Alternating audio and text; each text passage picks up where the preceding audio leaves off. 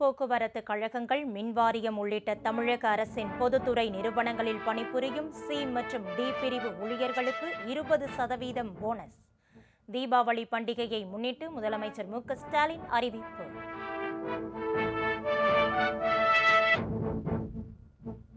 பீகார் மாநில சட்டப்பேரவைக்கு எப்போது தேர்தல்? இன்று மாலை அறிவிக்கிறது தேர்தல் ஆணையம்.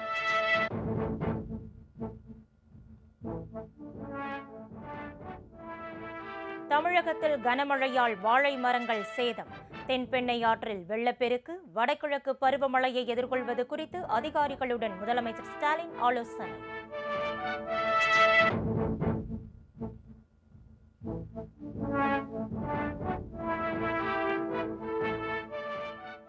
மதுரையில் 2 இடங்களில் எம்ஜிஆர் சிலைகளை சேதப்படுத்திய விஷமிகளுக்கு எடப்பாடி பழனிசாமி கண்டனம்.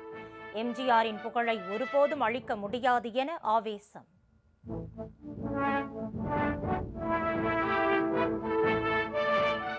ஒரு கிராம் தங்கம் 11,000 ரூபாயை தாண்டி வரலாறு காணாத உச்சத்தை அடைந்ததால் வாடிக்கையாளர்கள் அதிர்ச்சி. ஒரு சவரன் 88,480 ரூபாய்க்கு விற்பனை. வெள்ளியின் விலையும் கிடுகிடுவென உயர்வு.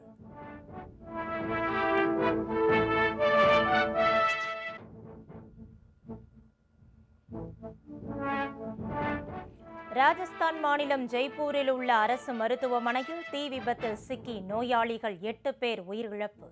உயிரிழந்தவர்கள் குடும்பத்திற்கு பிரதமர் நரேந்திர மோடி இரங்கல்.